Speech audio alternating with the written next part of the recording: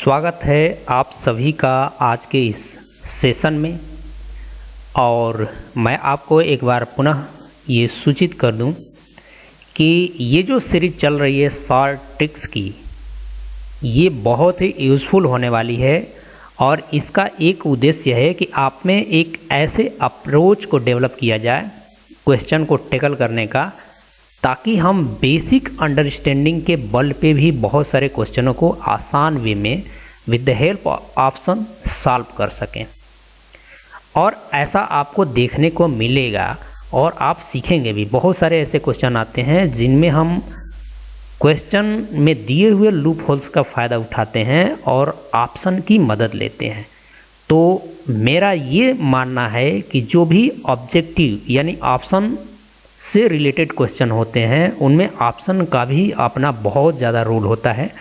अगर आप ऑप्शन को देखने का दृष्टिकोण और क्वेश्चन में लूप होल्स फाइंड करने के दृष्टिकोण को यदि डेवलप कर पाते हैं तो निश्चित ही हमारी जो भी परीक्षाएं हैं वो हमारे लिए आसान बनती हुई नज़र आएगी। तो मैं आज आपको लेके चलता हूं आज के क्वेश्चन से और देखेंगे कि आज का क्वेश्चन हमें क्या कुछ सिखाता है। तो चलिए बढ़ते हैं आज के क्वेश्चन पे। तो ये रहा एक बहुत ही सुनहरा सा क्वेश्चन आपके सामने। आप पहले इसे खुद से सॉल्व करिए। तो चलिए देखते हैं कि ये क्या कह रहा है।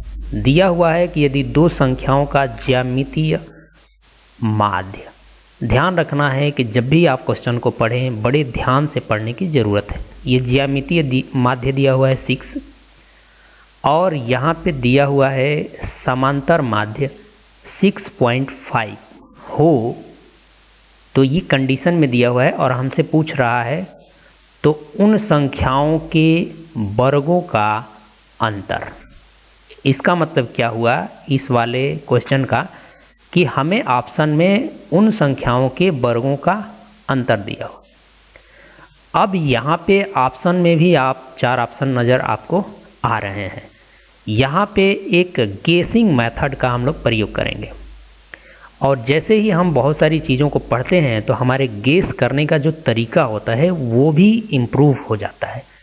अगर आप ज्योमेट्रिकल मीन का मतलब समझते हैं तो थोड़ा सा मैं यहाँ पे कहना चाहूँगा कि ये कुछ होता है, दो संख्याएं अगर ए बी होती है तो ज्योमेट्रिकल मीन कुछ ऐसे निकलता है और अर्थमेटिक मीन कुछ ऐसे निकलता है a + b/2।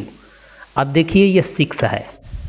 6 का मतलब क्या निकल के आ रहा है कि यहाँ पे 6 आया होगा। ये G 6 है। 6 का क्या मतलब है कि अंदर 36 रहा होगा तभी ये बाहर 6 आया है। तो एक तो यहाँ से आप देखिए कि ऐसा क्या हम लें कि ये बाहर 6 आए। ये 36 को हम 6 × 6 भी लिख सकते हैं और क्या लिख सकते हैं हम इसको 9 × 4 भी लिख सकते हैं। ठीक है, तो ये दो इसका फैक्टर बन रहा है, यानी कि हम इसको और भी लिख सकते हैं 12 × 3 भी लिख सकते हैं या 36 × 1 भी लिख सकते हैं।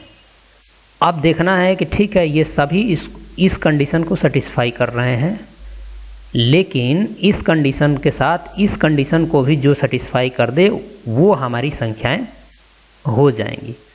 अब देखिए यहाँ पे जब आपको अर्थमेटिक मीन दिया हुआ है कितना 6.5, इसका मतलब कि यहाँ पे a + b 13 रहा होगा, 13 रहा होगा, तभी उसको 2 से डिवाइड किया है आपने तो ये आया है।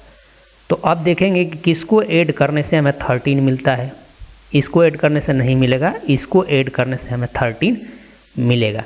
मतलब ये हुआ कि दोनों कंडीशन को सेटिस्फाई करने वाले जो नंबर हो गए, जो संख्याएं हो गई, एक तो 9 हो गया और एक क्या हो गया 4।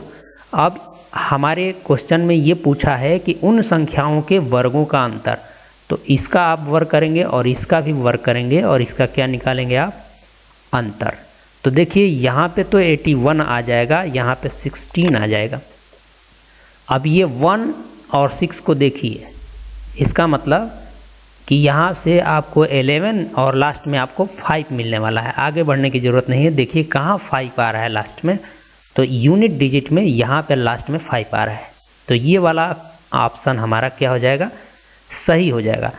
तो थोड़ा सा हम गेसिंग का भी प्रयोग करेंगे बजाय किसी इक्वेशन को सॉल्व करने के, और ये अप्रोच डेवलप हो जाएगी जब देखते ही देखते हम लोग को ना क्वेश्चन में इस तरह के नंबर नज़र आने लगेंगे। तो नंबरों से अपनी दोस्ती बढ़ाना हमें ज़रूरी है, और क्वेश्चन में दिए हुए नंबरों को भी समझने की आवश्यकता है।